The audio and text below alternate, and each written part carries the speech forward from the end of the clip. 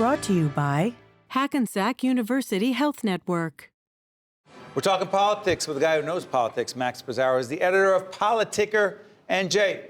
20 seconds. What is PolitickerNJ? PolitickerNJ is the go-to site for politics in the state of New Jersey. Sure is. He's got it down. Yeah, he does. We've practiced it before. All right, so we had Julie Roginski. We had Del Florio.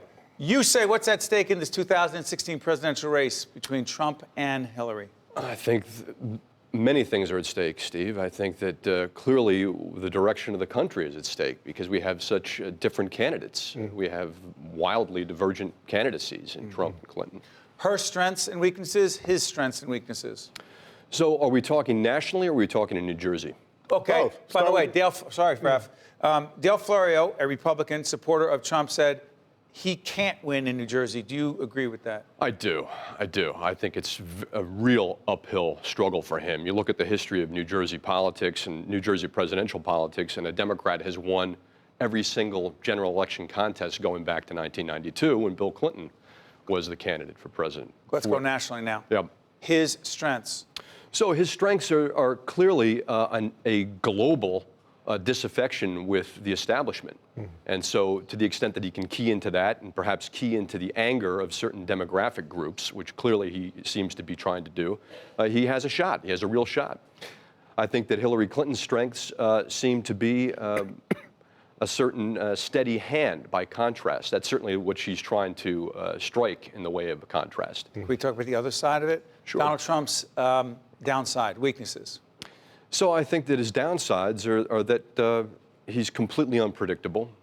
He can't follow a script, clearly. It's very difficult to I'm sorry, wasn't that what got him the nomination? Yeah, but now we're talking about a general election, Steve. So it's a different atmosphere. And we all looked for him to pivot. We all looked for him to transition to a general election candidate.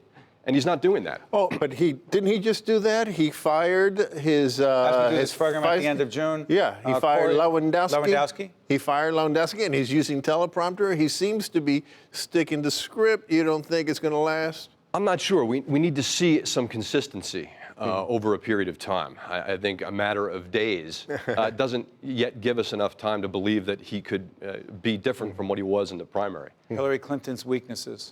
I think her weaknesses are that people just don't trust her. I think they don't like her.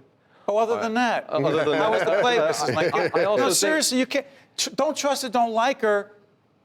Yeah, that's pretty big. rough. They're big, they're huge. And the other thing, too, Steve, is she's a member of this establishment. And we just identified a moment ago that there's a real anti-establishment feel out there. Why don't they trust her or like her? I think that she's beset by several controversies, namely the email scandal, Benghazi. But I also think that there's an innate American aversion to dynastic leadership. We saw that in the Republican primary with the rejection of Bush. Right? And then you see Hillary Clinton also, by virtue of her connections to Wall Street, generating real pushback in her own party with that very nasty primary. And by the way, how is that going to play out? I mean, Bernie Sanders has basically conceded, but he hasn't dropped out. He's going to go to the convention still as a candidate. As we do this program, vote for Raf. Come on. Definitely. No, definitely. But will his people follow? I think it's a great question. I think it can be answered in part, perhaps, by the person Hillary Clinton selects to be her running mate. And it's conceivable that she will have to pick a progressive, someone to ignite that base. We've seen two bases interested in politics over the last number of months. We've seen Donald Trump's nativist base, and we've seen the progressives with Bernie Sanders really exceeding expectations in both cases. Let's play that game, the vice president game. So the conventions, right, in Cleveland, and then you got Philadelphia for the Democrats. Cory Booker, junior senator in the state of New Jersey, United States Senator. A lot of talk. Cory Booker could be vice presidential candidate. You say? So I think it's, again, unlikely, Steve, if you're looking at conventional measures of choosing a vice president. We're looking at Ohio, we're looking at Florida, we're looking at Pennsylvania. What does Cory Booker get you in those swing states? We have to answer that question. Maybe in an unconventional cycle where Twitter and social media have become so younger, excuse me for interrupting, younger, different generation, African-American, progressive, no? And as we speak, Hillary Clinton is recognizing publicly that she has a real deficit with the youth vote. So if we can identify Cory Booker is an effective communicator for that generation. Millennials, perhaps he's in play. But again, regionally, it does not appear that he would be the conventional choice. So who could help her? So who could help her in Ohio, Florida, Pennsylvania? I think if we're looking at generating a base where Hillary Clinton is weak, she's certainly weak with progressives. Elizabeth Warren is someone that a lot of people are talking about. And the fact to women, irrelevant. I don't know that it's irrelevant. I've had women tell me that they're concerned about that. But I think that we're in a period of time, Steve, candidly, where I'm not sure that that's an issue anymore. I just don't see it as an issue. You don't see it? I don't. On the Republican side, Chris Christie not likely to be a vice presidential? Well, we're looking at, again, a Republican presumptive nominee, Trump, who is so unconventional in the way he makes decisions. And you'd have to believe that Christie would be in the mix by virtue of showing loyalty very early. He was first elected. He trusts him. Otherwise, it wouldn't help him at all politically. Because according to polls, he would do worse in New Jersey with Governor Christie as his vice president. Exactly. And when Christie was running for president in a field of 19 people, he was the person at the outset who had the highest disapproval rating. And so there's always that nuclear option for Christie, as proved by Rubio.